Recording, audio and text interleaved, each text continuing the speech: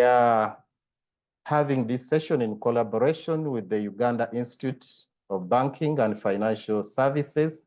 And already we have a representative, that's Ibrahim Gava. Gava will finally introduce to us our facilitator, and then the facilitator will have to take us through the session for quite some time. And then after that, we shall have the Q&A at the end, and then we wrap up. So basically, we are here for how to negotiate with the bank, tips of getting the best from your bank. We want to explore strategies that can make a difference in our financial game, especially as we interact, as we relate with the banks, with the financial institutions. I believe as entrepreneurs, there are so many areas of interface as we pursue our entrepreneurship journey. So on behalf of Enterprise Uganda, I welcome each one of you once again, and I would like to ask Gava Ibrahim, just introduce yourself, then introduce the partner, that's the Uganda Institute of Banking and Financial Services, and then you are going to introduce our dear facilitator, who is already on board. So over to you, Gava. Thank you so much. Thank you very much, Noah. I don't know if my audio is clear.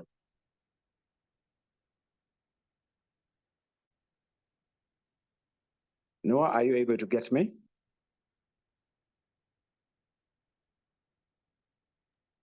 Hello, Gava. Looks like we are not hearing you. Can anyone confirm that my audio is clear?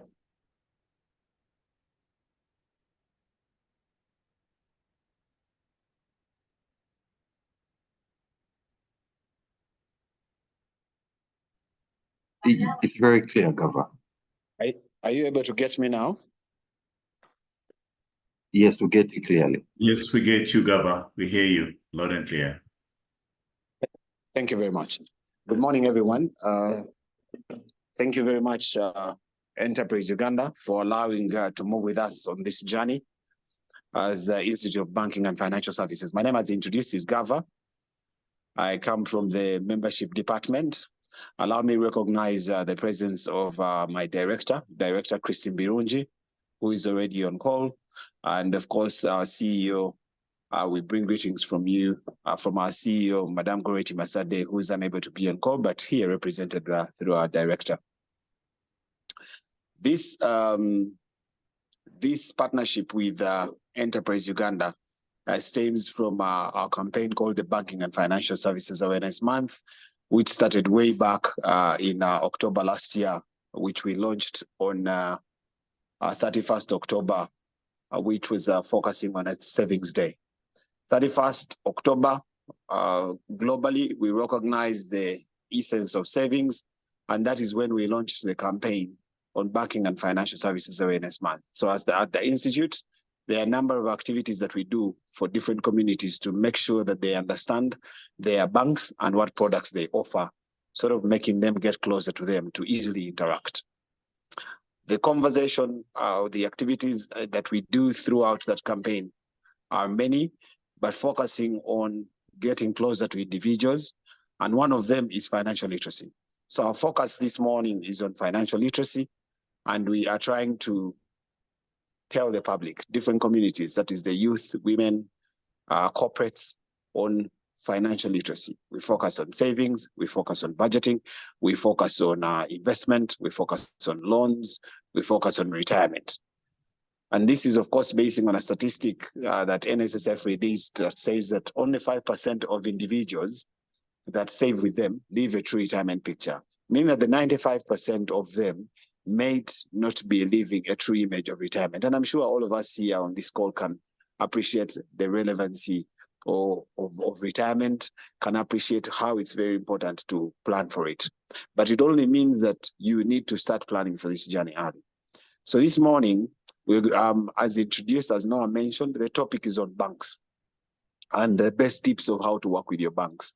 This is all financial literacy, because when you start to understand how to work with your bank, you become financially enabled to have a better conversation with your bank, to have a better conversation with your money.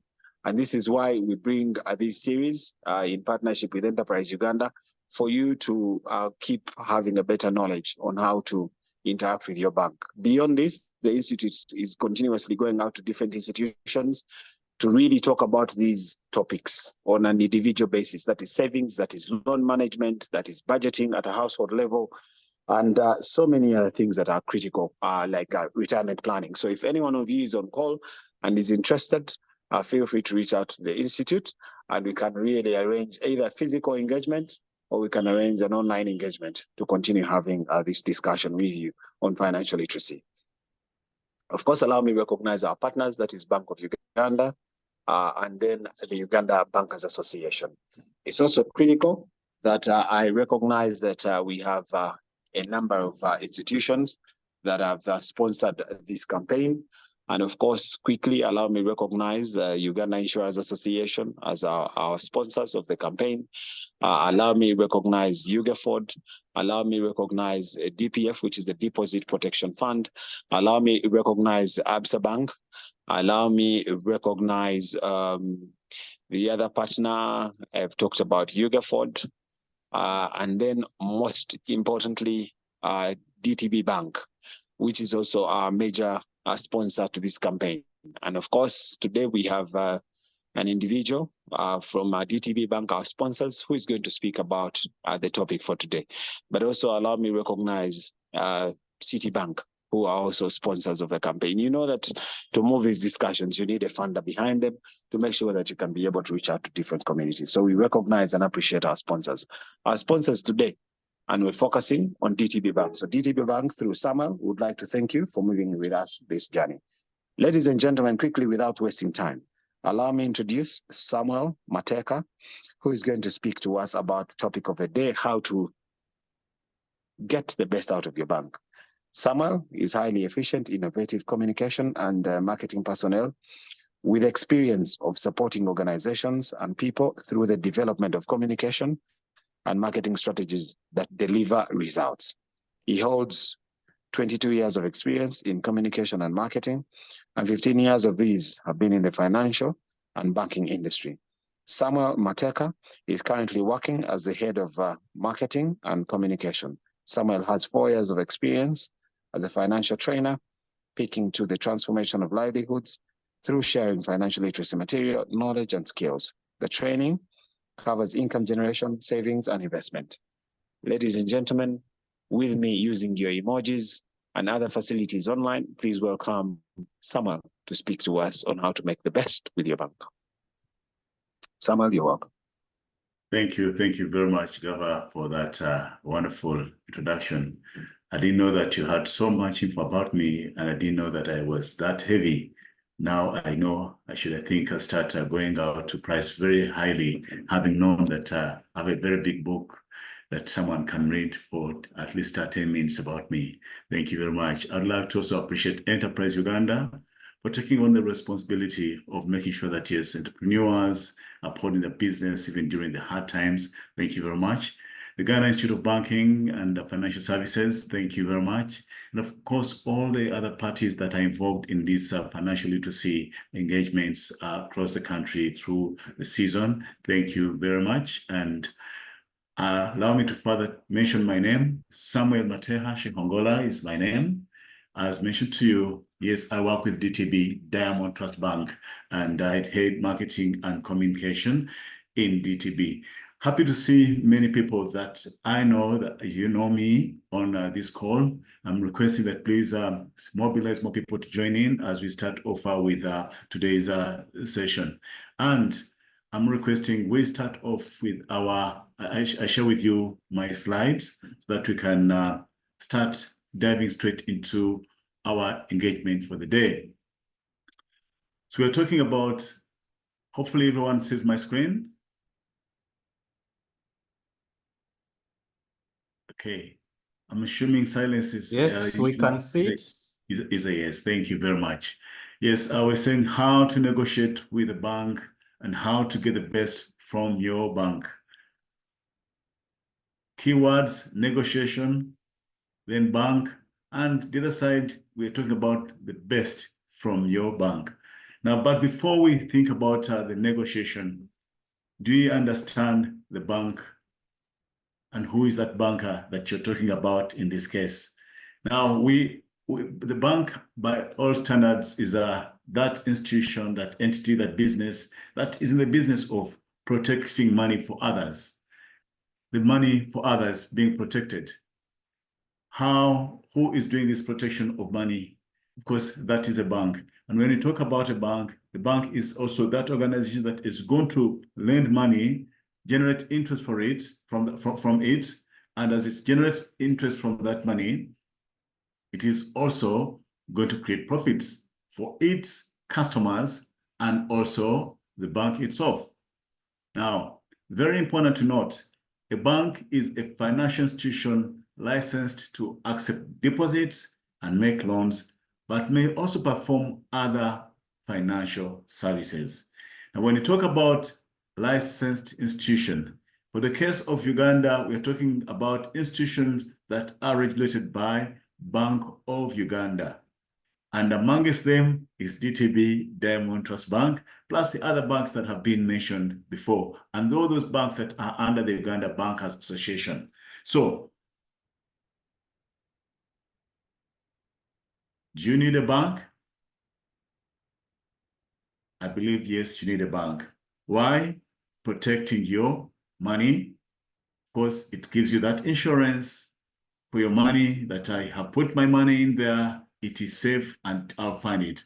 And still on the other side, the convenience of accessing this money from one point to the other. As you know, convenience is now getting even better. That those days we talk about brick and mortar that should go from one location to the other to get your money. But now banks have made it simpler that you can get your money in your home, on your phone, in their neighborhood by agency banking. So the convenience that it comes with is that yes, I have kept it away, it is secure, and I'm so sure I'll be finding this money the time I go out there to pick it, but now also it has come closer to you. Then the other side is the affordability. Compared to other options, banking offers the best of affordability in terms of the money that you're using. Of course, affordability in terms of the cost. Compare the cost of transport, the cost of traveling from one place to another, the cost of saving your money and something hard happens to it, keeping it somewhere. You can't afford to lose that money. But of course, also very important is you need the bank to see that you grow your wealth. Banks are offering you opportunities to be able to grow your wealth through the different services that the banks are offering out there. Now, you know, of course, about the fixed deposit that banks are giving you. You know very well about the savings account. You know about the recurring deposits that are also giving you different interests for your money that you're having and that you have given them. And of course, as you talk about that, you also know about the treasury bills and bonds, amongst others. The different banks giving you different offers out in the market. DTB will give you up to 12% for interest on recurring deposits. They'll give you interest on loans at about 19%. That is at the prime lending rate. Now, this is now to help you to grow your money, to help you to access money and grow your wealth to do your business. Now, that is what and why you need the bank.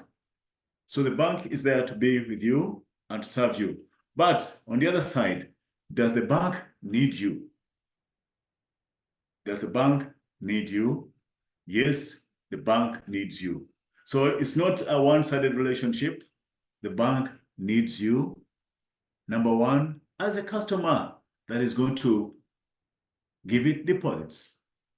Deposits are the bloodline of banks. That the money that you're giving to the banks or depositing in the banks as your savings, as your fixed deposits, is money that is going to be taken to the money markets. It's the money that person X is going to be borrowing and use to build their businesses, their empires. Okay? And in that respect, the banks need you for the loans also. That you come in as a customer of the bank and you take a loan. When you have taken a loan, there are quite a number of fees that are going to be picked off there. And this is income for the bank. Now, income for the bank through those different courses that you're picking, but also the interest that you're paying per annum on the monies, the premiums that you have taken from the bank. So the bank needs you for that. And of course, the other side is the bank also needs you for their other products and services. Today, there is internet banking, there is mobile banking. Talk about products like trade finance products, all these. The bank needs you to see that utilize this product. It gives them the income. It gives us, the bank has that fee income that comes through with it. Now, on the other side, the bank also looks at you for fulfilling the visions, the missions of the various patrons of the banks, the founders of these institutions. Now, I don't know about you as a business person on the other side, as the entrepreneur, the enterprise out there. Do you have a vision for your organization? Do you have a mission for your organization? These are very important, that as you are looking at moving years ahead, month ahead, what do you envision, what do you foresee? What are you going for? What are you going to look out for? Now, banks have visions that are different, purposes that are different. Now, DTB says, enabling people to advance with confidence and success. That is the vision of DTB. And now the bank needs you to support it to achieve that vision of enabling people to advance with confidence and success. So the bank needs you, you to need a bank. And as you need a bank, that means that we need to do what? To coexist. That means we are into a partnership that is not breakable. We need to keep together. You and the bank have to coexist. We need each other. But as we need each other, there is that give and take. What do I obtain out of this relationship? Or am I getting out of the relationship? Because you need each other. We're all winners in it. Or you go to the bank and you're just getting out like that. Or the bank is using you and you're not obtaining anything. Or the bank says, we are giving you money and you expect them to receive nothing out of it. No. Just as you are business people here, you all expect resources to come to you. And as you get these resources coming back to you, the bank is also expecting something that comes from you, okay? And to be a good partner, you need to know where to stand your ground when you're going to make decisions, discussions. How do you make discussions with the bank? Just like any other deal, do you have that ground say, we need to do this, can we do ABCD together? Do I have control over the bank? Do I have control over my position? Do you have that control? Now, remember that for everything you're doing, you need to predetermine the outcomes. That have gone to the bank, what am I obtaining? Is it security for my money? Is it an opportunity to be able to borrow? Is it just that assurance that my money is safe in the bank? Or you are just hiding your stash there?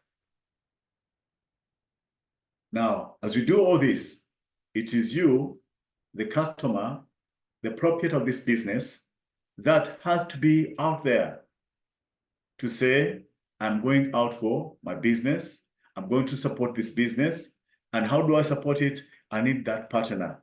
And the partner in this case, we're talking about the bank. You know where to buy your inputs for your business, you know who your suppliers are, but you also need that financial arm to hold each other so that you can run. The bank needs you, you also need the bank. Now, the issue is, am I ready to relate with this bank? How do I negotiate my relationship with the bank? How do I negotiate my benefits out of this relationship so that I don't come out empty-handed or cursing the institution with me just going to them? So in this case, that's when you need to prepare yourself to negotiate with the bank. How do you prepare to negotiate with the bank? Number one, before you approach a bank, before you approach an institution, just like any other business or any other deal, know your goal. Know your goal. What are you going out for? What are you looking for? You go to church to find spiritual fulfillment. What do you go to find in the bank? What are you looking for in that bank? What do you want to achieve? And when you achieve it, the why question becomes very important. You're going to the bank to look for a loan, okay? And if you're going to look for a loan, how much is that loan that you are looking out for? Okay, that you need. Then what will you use it for? And how long are you going to take to repay this loan? And what interest can you afford as you think about repaying this loan? Now, this I'm saying, can you have very realistic and specific goals that you want to achieve as you look out for this loan? As you look out to go to the bank? Are you realistic? Are they very specific that, yes, this is what I want to go with? And as you go in with this, you'll be able to negotiate comfortably. Why? Is you have confidence. You know what you want. Be ready to go to the bank when you know what you want. What does it do? When you know what you want, it helps you to avoid being swayed by the bank's offers or pressure. As a bank, I'll tell you, I have my targets, I have my needs. Now, when you come in, I might sometimes give you what I feel is comfortable to me. Are you comfortable with what I'm going to give you? Does it fit within your goal? That's for the loan. How about opening an account with the bank? Why do you need to open that account with the bank? Why do you need that fixed deposit with the bank? Why do you need to go into the treasury bills or bonds? The goal behind it, to make money, to grow your wealth. Are you ready, armed with that information? Then as you do all this, you're prepared, you're soft, you know what you want. Do you want a loan? You want an account? How long do you want it to be there? This you have set. Realistic, within this time, I'll have to achieve A, B, C, D. Number 2 is do research and find information about the bank or the product that you are looking out for. If it's a bank that you're looking at banking today, maybe you want to know the regional strength of this institution. How long has this institution been in place? Okay, now Diamond Trust Bank has been here for 76 years plus. Is that strong enough for me to trust it with my money, to go and deposit with them? Okay, the bank has 36 branches today. Does it give me the right coverage that I need as a business person to access my money? Is it on internet banking or not on internet banking? How do I do my transaction? How big is the agency banking network that when my customers are paying me my resources or supplies, for supplying them, I'll be able to access this bank? How is your research to know this institution? Information is readily available on the net. Go do some research. And again, as you do that, do an industry scan. Know what competition is offering on the other side. That if I've zeroed down to Bank X, how about Bank Y? What is there that they know? Then also appreciate the different covenants that you are signing, that when you're going out to the banks, this agreement, the terms and conditions. Sometimes, yes, several of our prints are in fine print, but thank God, Bank of Uganda says through the Consumer Protection Guideline that the font size for any document that the bank gives you should be a minimum of 10 fonts. So you will be able to read. Take your time to read. Okay? And when you read, you get this information, you'll be able to negotiate with information that protects your interests. Remember, your interests are that goal that you set in the first place. The goal that you set is your interest. So the information that you're using helps you to build that relationship and ability to negotiate. Then as you do this, you've identified the bank you've known information about it, and you like it. Yes, you like DTB. That's the bank that you're going to go in. Build the relationship. What's your relationship with your bank? What's your relationship with the manager? Do you have contact with these people that they appreciate you, they know you, you're in, are you having a periodic engagement so that they have built some trust in you? They've seen you as, yes, this person has a relationship with us. Now, banks might not, you might not go and just sit in the bank, pay a visit to the branch managers or to the relationship person. The relationship can be done by the way you transact, the way you're building your turnover daily, weekly, monthly. That they see you as a person, no matter how much you're earning, you're getting in as your sales, you're making some deposits. That you are looking out for forex rates, you look out to the manager and ask, what is the forex rate today? Okay, what is the new innovation that is in? Can you embrace those new innovations? They're telling you about internet banking. Yes, it's a product that has been designed for you to appreciate and to use. Embrace these products. That in the face of the banking team, they have your lines in positive. That yes, this person has been with us. We see they're consuming this product. They're taking on the other product. I talk to them. Whenever you have a challenge, you're finding someone to help you within the bank. Now get lost, disappear, you don't have a relationship with the bank. By the time you come, maybe you even find managers that you used to know, the tellers, the relationship people have all been changed and gone. Yes, your account statement will be able to defend, but are you in that relationship with your banker? Now, another very important and aspect that I encourage us to take on is your ability to communicate effectively. Because you're going to negotiate. There is something that you want from the bank. You have a need to grow your business. You need 400 million shillings as working capital from DTB. Now, come to me, prepare your paperwork very well, neat, of course, in a language that is polite, that is understandable. And of course, sometimes we get challenges with customers. Some of you, our customers, are not polite. You come because you have deposits with me, you want to be rough. You come to be disrespectful. And sometimes you don't want to be professional. Now,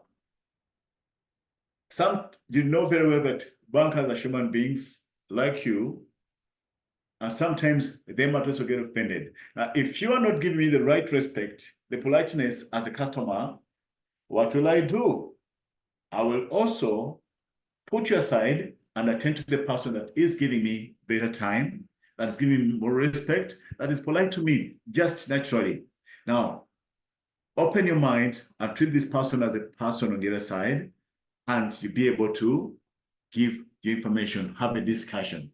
In other words, don't forget to be assertive, don't forget to be confident and persuasive, but make it smooth all through as you're doing your engagement. This enables you to start your relationship from a position of strength, not weakness. When you come in with you on top of your voice, you're shouting, you're showing all your strength, yes, you're the boss. It's a weakness that sends you off, sends me away as your banker. And I look for a person that I'm equal, can speak alongside with, and we have good engagement. How do you do it on your side? Communication. Now, in case you're the individual, the business founder yourself can't do the negotiation, can't tone down, there are experts that you can hire to do all this, to talk to. Of course, your accountants and other people, the third-party agents can do this for you, to start off a relationship that enables you to talk, to engage, and see that as you are building the relationship, you're in a very good position to talk and negotiate with your bank to get the best out of the relationship. Very important. Many of you are going to look out for credit facilities. You want loans from the bank. Now, the bank does not lend you its money. It gives you the depositor's money. Now, as it's giving you the depositor's money, the depositor comes in tomorrow and says, I want to withdraw my money. Where is the money? There is no excuse to say that, hi, I lent out your money, and the person I lent the money out to was not able to pay back this money.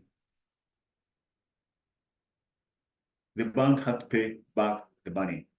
Now, in this case, how is your credit score? When you look at yourself with your business, are you in a strong position? Are you credible that when I give you the money, you pay back? Are you honest to yourself in the first place? Remember, I talked about the goal in the first place. The goals you discussed, the goals that you prepared to start with. Are you that honest that you'll even achieve the goal by yourself? You said you wanted to use this money to do certain businesses. Are you using this money to do that business, and you deliver what you went out for? You said, I want to build apartments. I'm in real estate business. Will you build that apartment, or you divert the money elsewhere? Will you pay back in any case? Yes, you will set up the apartments that are there, a mall for business, a factory. It's giving you returns on investment, but are you paying back? Now, as you do all this, the banks are monitoring. Of course, you know that we have a credit monitoring system and monitoring companies today. You know about the Credit Reference Bureau, Credit Info, formerly known as CompuScan. Now we have GenGrade and Metropole. And today, if you look very well from the different communication that you're receiving from your bankers, they're telling you that to borrow anything from any bank, it is your NIN that is being applied. The financial card is being dropped. So even if you borrow from the small microfinance somewhere, they're asking for your NIN. If you go to a lender online, they're asking for a NIN. If you come to DTB, we are asking for the NIN. So meaning that we have a network that is looking at your dates. How are you? How are your turnovers? How are your payment habits? And how are you using your credit? Because we know the organizations I've mentioned above there have access to your payment history. That this person, when given money, he'll pay when he's in areas of 45 days after being pushed. Though we know that your total amount of debt is XXXX. We know that you have borrowed here, you have borrowed there, you have borrowed the other side. But all your debts are crumbling, they're not being paid in time. Or you're borrowing from here to pay the other debt. All this we are seeing. Or you also borrowed multiple, but you're also paying back in very good time and paying the right amount. Okay? And we know when you hold credit, that at this point you hold this credit and for how long it is being held. We know the type of finance that you have. Short-term financing, long-term financing, capital financing, okay? What you have. So any application of financing, we know. Now, different countries have the different rankings for credits. They can rank you, for example, between 100 to 1,000, depending on the credit score system. Whereas on the other side, there are also companies, countries where they rank you with, say, 1 to 100, because the American system ranks you 1 to 100. When you go to 100, you are on the safe side.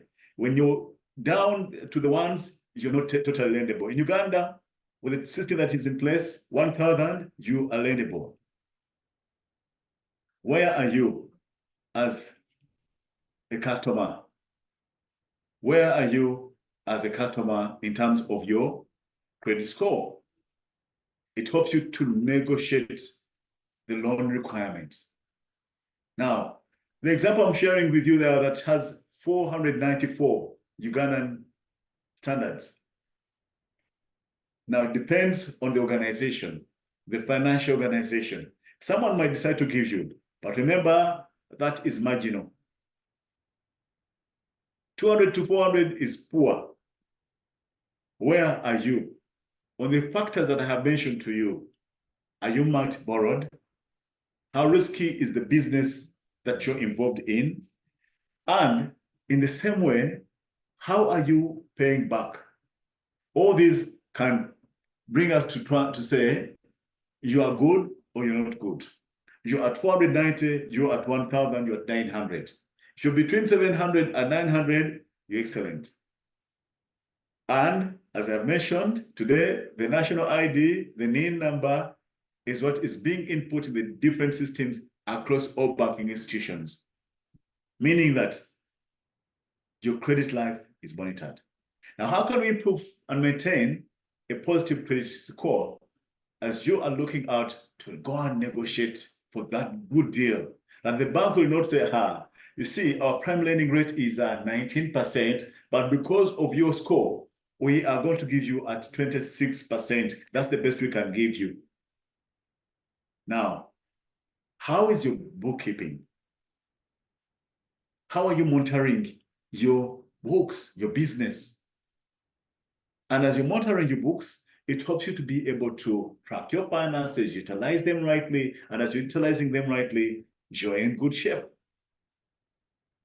Another thing is have enough money on your account or as approved overdraft limits to cover any payments that are due, that you don't find yourself in a credit position. That time has come when the bank is trying to look for, is trying to check through the system. They're finding, this person, the checks even bounced. So if the checks bounced also, this person might not be able to be given some money. We can't negotiate with you. You have very big challenges on your side. The system is showing all this. Now, also apply only when you absolutely need credit. Remember, we talked about that goal. As you are looking out for money, do you have a goal that you're looking out for, that you're working with, or you are just looking for money? What is your goal as you're doing the loan, as you're depositing with DTB? What is your goal as you're coming to borrow? Don't just borrow. Borrow when you need. Apply when there is that need. The deal has come, you need it, and you have timed well and know that, okay, with my bank, it's going to take me 2 weeks to get the loan because they have to do the paperwork and do this. You need that money at that time. And as I need it at that time, I am going to be able to use it at that time, and you're in produce. Why do you want to ask for the loan during the rainy season when people are just planting, yet your intention is to buy produce during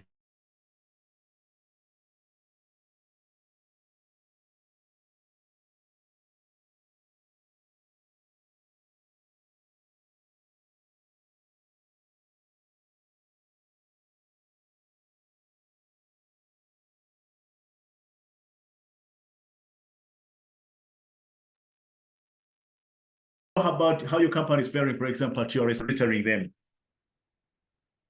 How is your relationship there? It's very, very, very important. Update your details, your records, URA. How clean are you in there? The tax compliance. The bank might not ask you for all those, but one time, Bank X might ask you for them. How clean are you? Demonstrate your turnover using your bank account regularly. When your bank account is showing some money, man, you have strength in negotiating. You can even threaten to say, you know, I'm going to take my deposits away and go to where they bank me, okay? Where they'll give me good interest rates. Also note that a court judgment or decision is likely to affect your business credit rating as well as your personal one.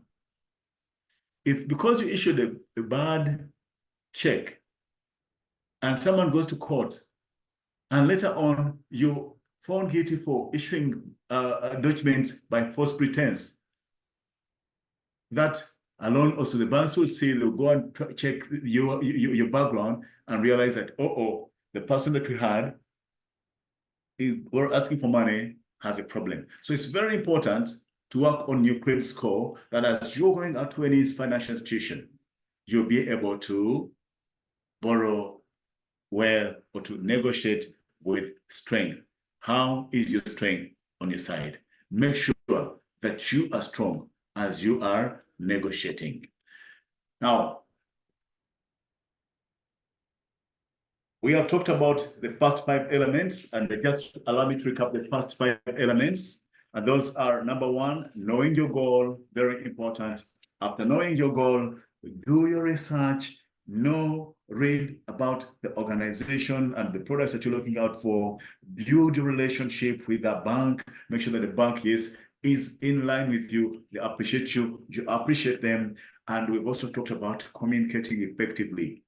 Very important. After communicating effectively, you're diving in. How is your score? How is your score?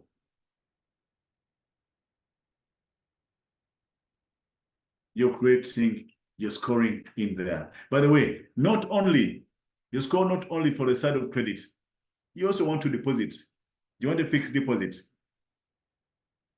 If your scoring is very good, we shall say, okay, by virtue of the statement that we are seeing, this person, if we don't give them a good rate, he might be able to move away. Remember, the bank needs you for what?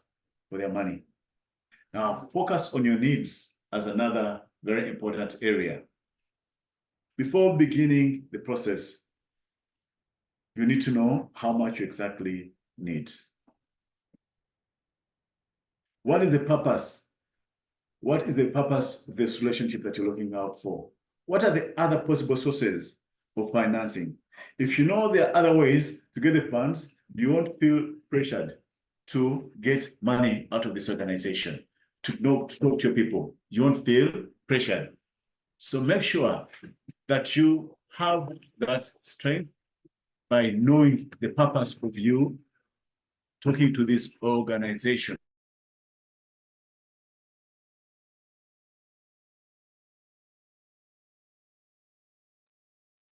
Okay, let's continue.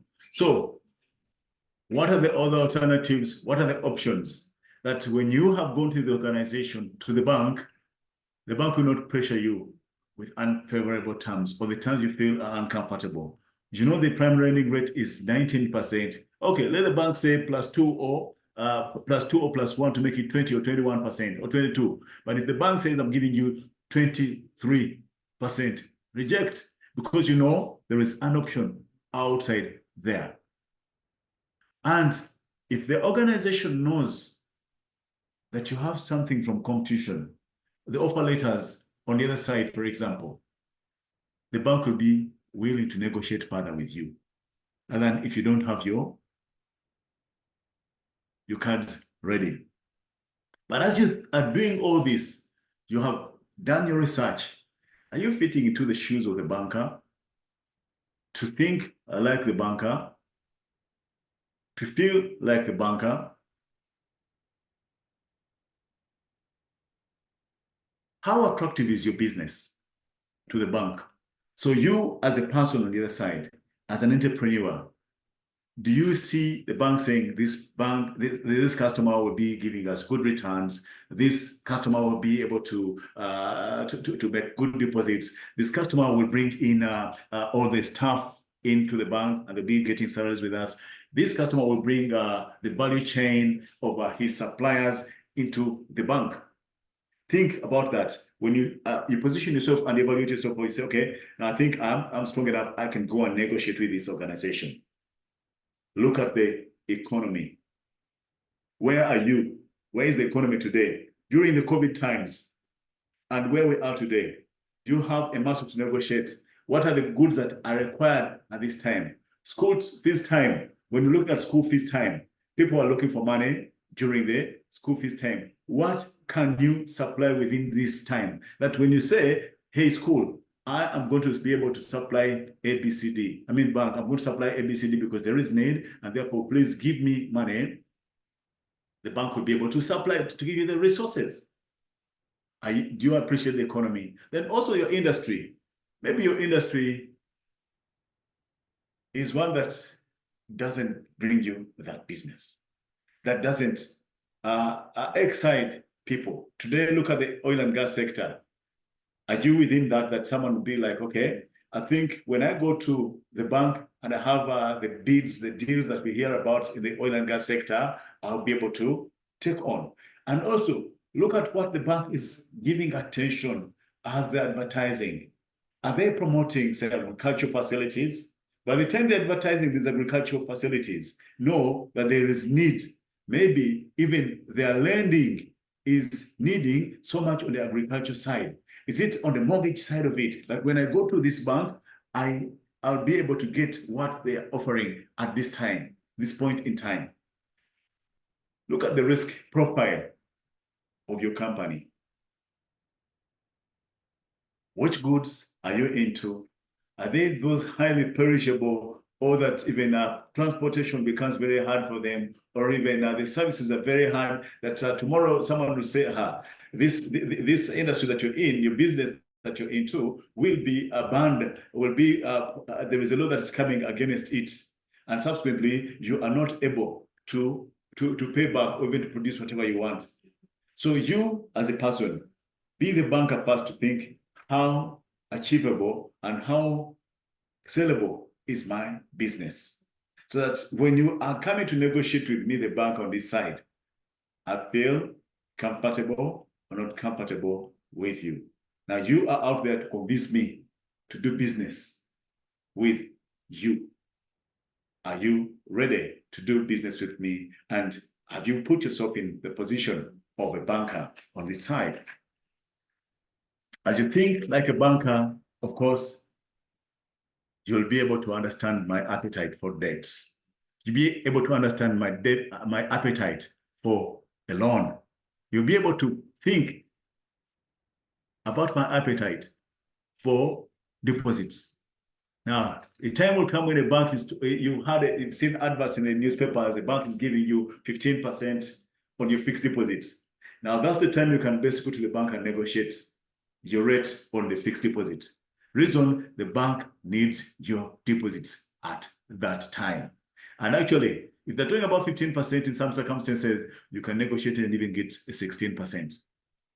Think like the banker. It helps you to become very strong as you are positioning yourself as a customer of this bank. So in this case, we're saying, don't take things personally. Try to understand the factors that are influencing the bank's decision.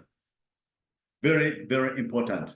What is going to influence the bank's position in giving you a loan? Okay. Now, very important for you who is into business. Remember, I told you to know your business, know your targets, know your goals. But as you're knowing all this for your business, how are your numbers?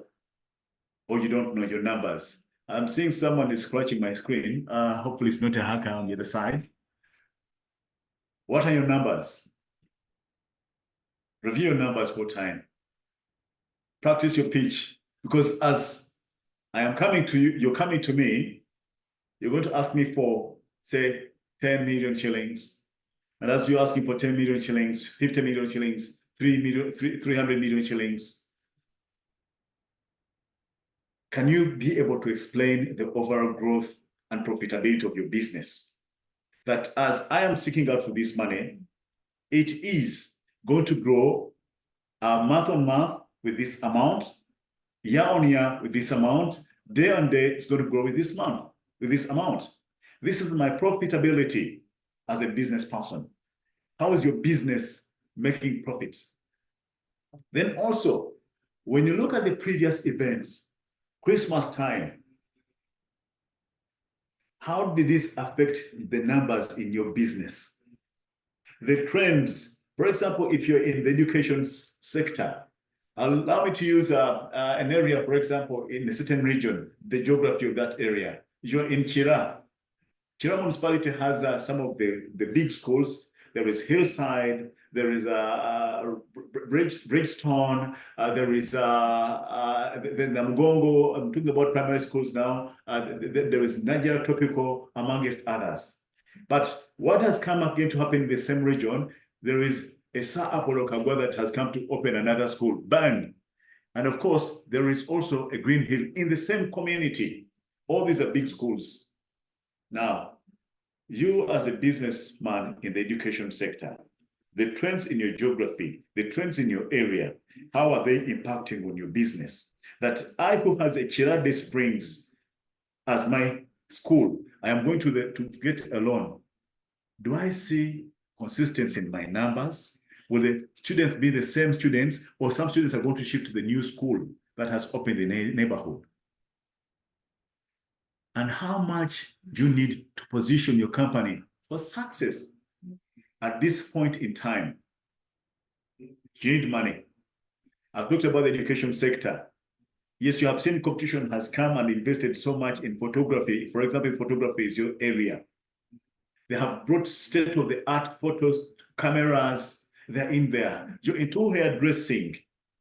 Some people are now manufacturing nets, hair nets within the country, and they're the ones that are supplying. Now, for you, how much do you need to position your business for success? So that when you come into the bank to negotiate, you know your numbers.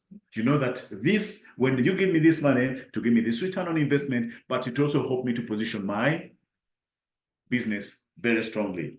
Where are you? What are your numbers like? Position yourself very, very smartly.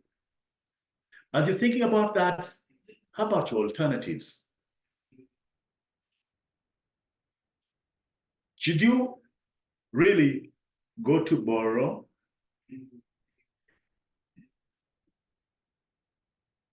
Should you just sign that document because you are in need of that money right now? What are those questions that you have to ask as you're negotiating? Ask questions. Questions to your banker. And sometimes you might not be the right person to ask those questions because you're not exposed to what is happening in the industry. That's why you're saying, talk to experts. I know Enterprise Uganda has some experts on the sides. Talk to them. If I don't do this, what do I need to do? If the bank is telling me this, how do I need to get out of it? What are the alternatives that I need to have? And do you have key fact documents for all that you're doing? Today, the Bank of Uganda, through the Consumer Protection Guideline, has instructed all banks to have a key fact document for the services that you're going to consume. Get the key fact documents from the different options that you have. Review them, compare the terms, the loan terms, the credit terms, the account terms, the fixed deposit terms, and say, hey, I am doing a fixed deposit with this organization. And as I'm doing this fixed deposit with this organization, even withdrawing the fixed deposit, they're going to charge me. Or they're going to stop charging only the withholding tax. At DTB, if it's a fixed deposit, there are, of course, no monthly charges on your fixed deposit. There are no, of course, withdrawal charges on the fixed deposit. There will only be a charge on, and that is the withholding tax that you only be required to do what?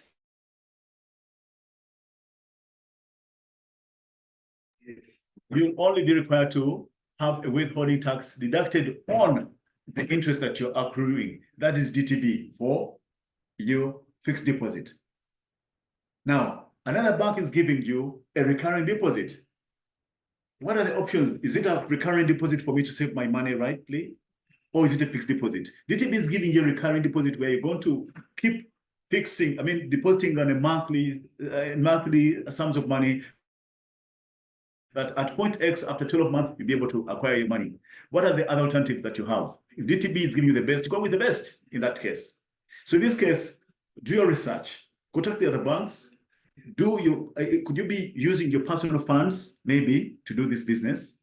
Or You're even negotiating with vendors and creditors to say, hey, okay, instead of me going to a loan to fill up my supermarket, because of my good relationship, the suppliers of Mukwano, the suppliers of Riham, the suppliers of Pepsi Cola, please, you be supplying me.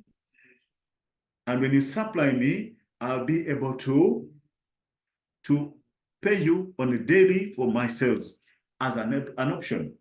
Or it is invoice factoring, whereby you have your LPO, you have an invoice, and you want to use that as an option instead of going for a term loan. So what are the alternatives that are in there? Maybe you have a challenge with your expenses in your business. How are your expenses? Have you reviewed your expenses? The small things that sometimes we ignore as businesses. Have you done a power audit, the power consumption audit on your company? It could be that expense that is draining your profit and also the resources that are supposed to be running the business. Do you have redundant manpower in your business? That this redundant manpower is what you need to shed off to see that you have money to use as capitalization for your business. Is it the space that you're renting that is too big? Shed it off. Reduce that space. You're paying $10 per square meter, and you're renting 100 square meters. That is $1,000. And indeed, the space that you need is only 50 square meters. Pay $500. The other 500 puts you to capitalization. Okay? Now, hopefully, your bank will beat these options. If not, what is your plan B? I know your plan B might not beat DTB. Allow me to pass the calendar as well. Okay? So what are your options out there? And as you're looking for your options, how good is your time?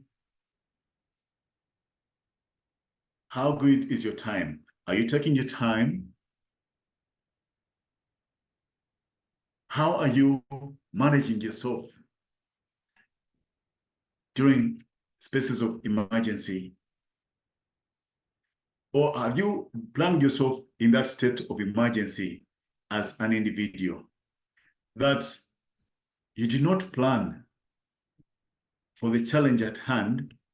So you just go to the bank more like you are feeling you're in an emergency state. You feel like you should drive to the bank with sirens. You want the money there and then. When you go in running like an ambulance driver to the bank, your negotiating power is down. You won't be able to negotiate strongly. Plan, plan, plan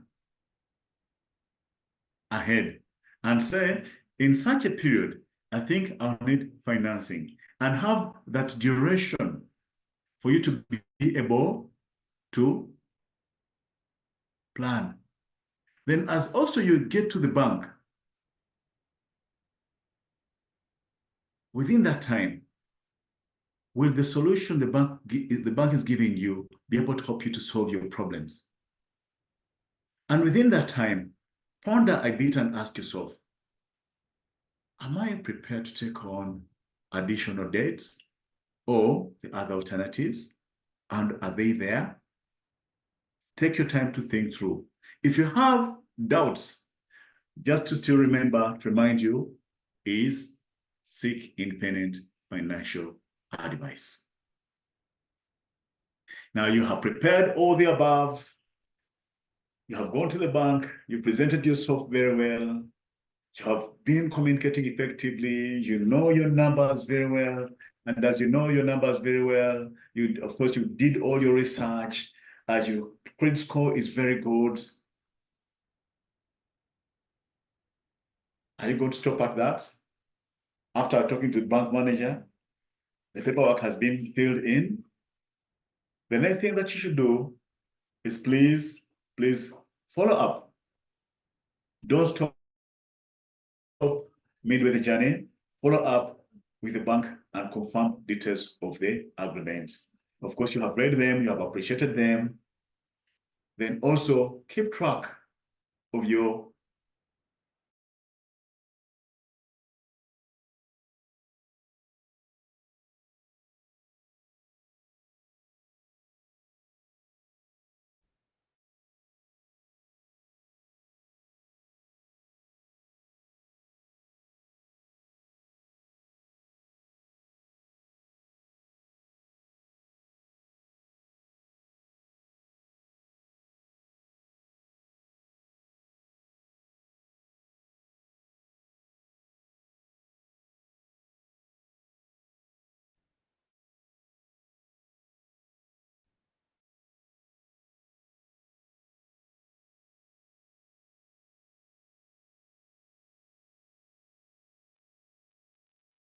Hello?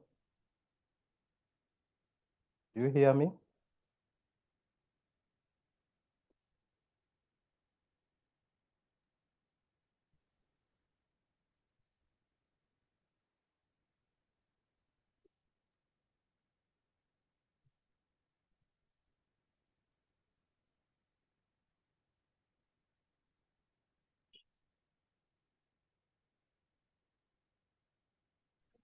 Hello? Hopefully someone is hearing me there. Hopefully someone is hearing me now. I realized I had been lost. Someone hearing me? We can hear you, please. Yes, we can hear you.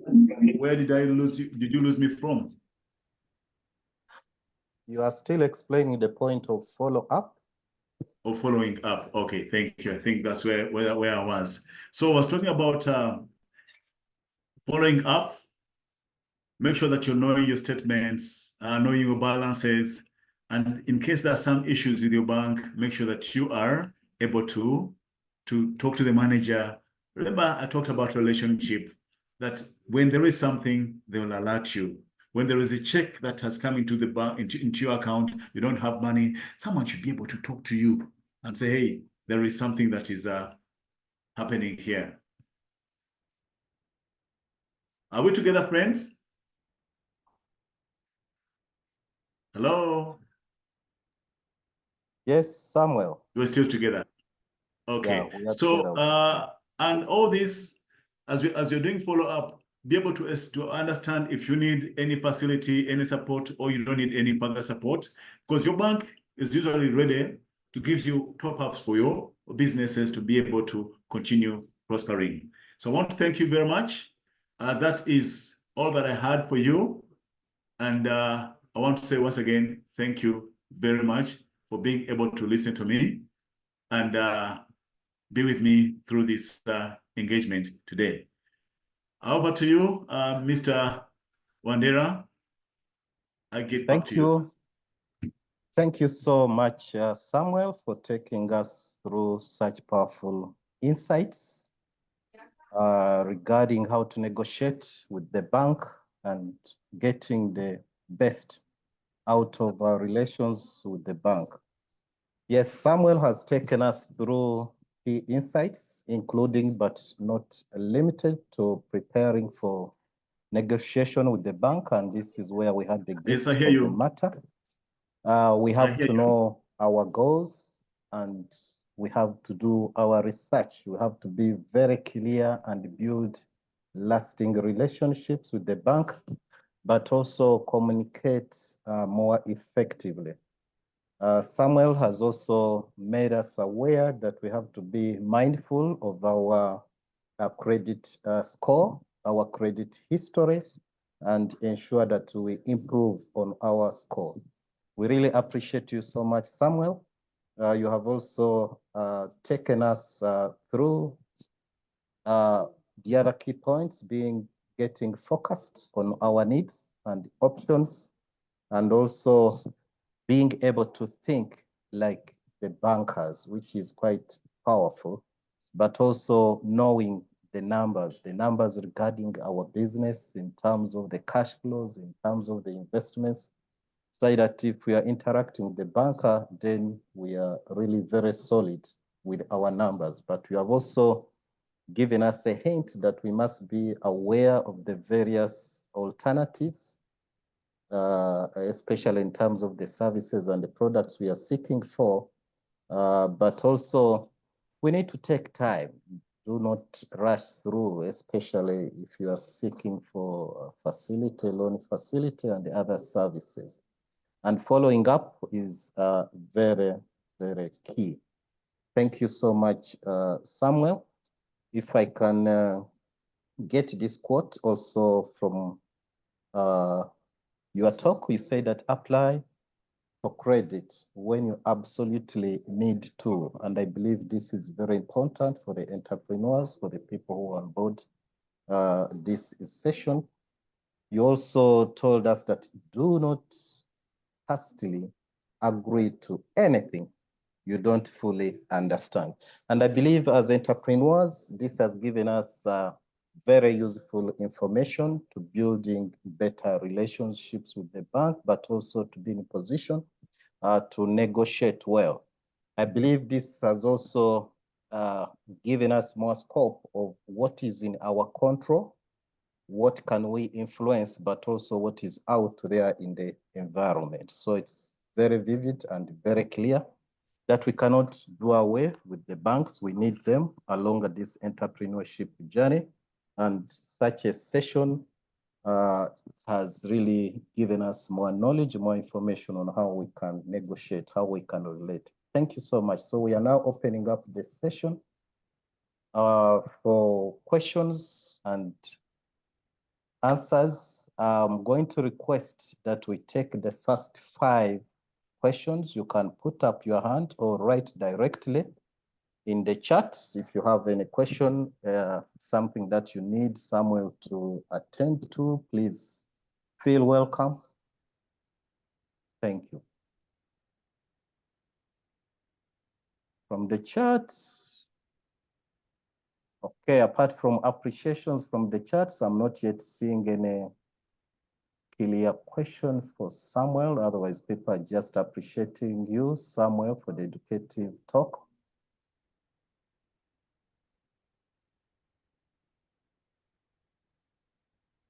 All right. Any question for Samuel?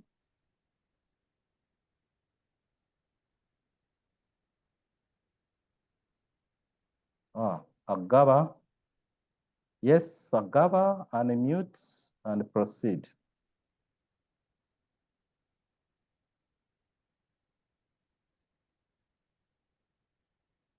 Okay, there's Agaba. Yes, Agaba, we're hearing you. Please talk to us.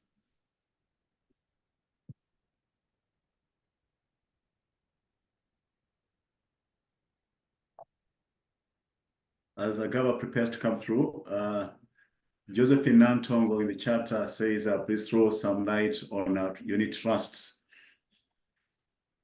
Yes, I'll just talk briefly about unit trusts. Unit trusts are an alternative for savings, and savings as in accruing your money from your value from your money. They are an alternative to fixed deposits and recurring deposits. They are not directly under the banking sector. The banking sector basically they just is used as a courier route to deliver these the deposits into the insurance sector. So they are not a banking product. They are majorly an insurance product where you send your money to the insurance company and it gives you some income to it. Maybe on the side of banking, it works just like a fixed deposit, a recurring deposit. For example, for a recurring deposit, how it works is that you set a goal, just like we have seen today. And when you set your goal, you are able to say that I want to achieve such and such a financial goal in 2 years, in 5 years, in 1 year. And you say that every month, I'll be able to set aside some money. For example, 2 million shillings, 5 million shillings. So if it's 2 million shillings, you'll be able to calculate and say, at the end of 1 year, at 2 million shillings, that's 24 million shillings. Now, what the bank does for their recurring deposit, they'll be able to give you interest every month. Now, interest every month, that will be interest on the balances that you are having on that month. For example, if you started with January, you put in 2 million shillings, you get interest for January on the amount of money that is there.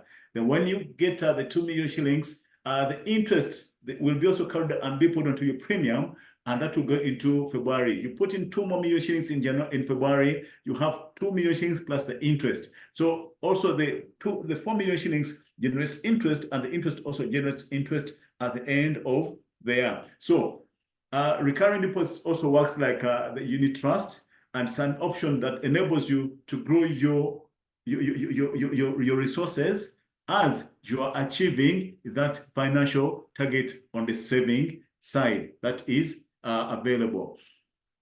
So that is one question there. Gava Ibrahim is asking, can DTB advise if DTB is offering insurance services or we get insurance companies?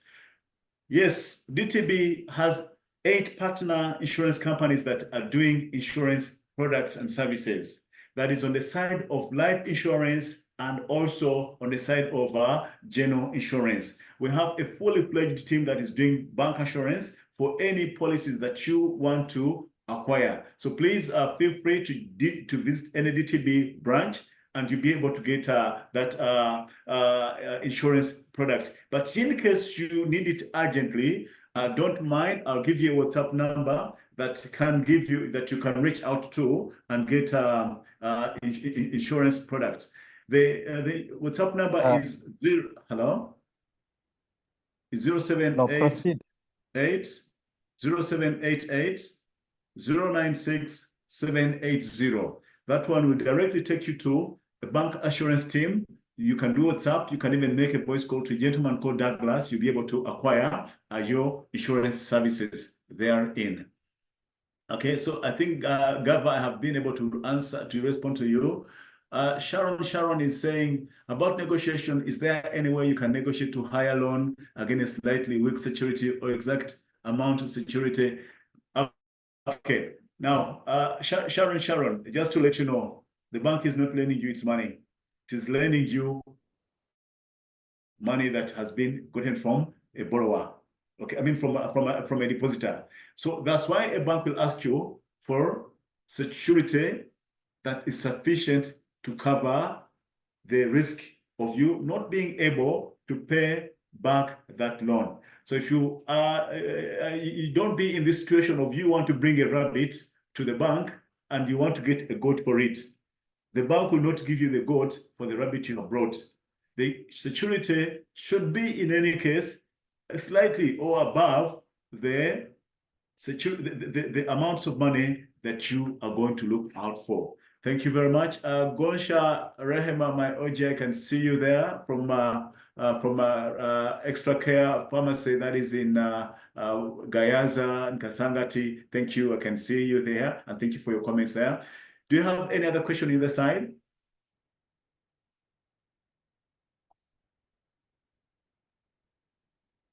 Yes, Samuel. Any questions?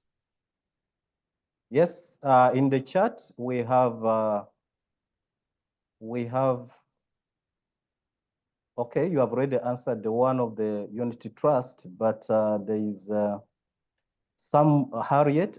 How do I get to know my credit score? How can I improve on it? I think, Samuel, you really dwelt a lot on this.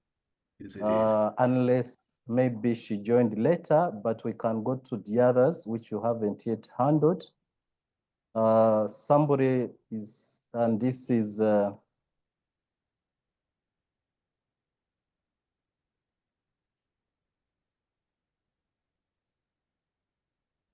this is Simon, who says, Samuel, I would like to imagine that most of these business owners, to some extent, try to follow these points when visiting the banks for help.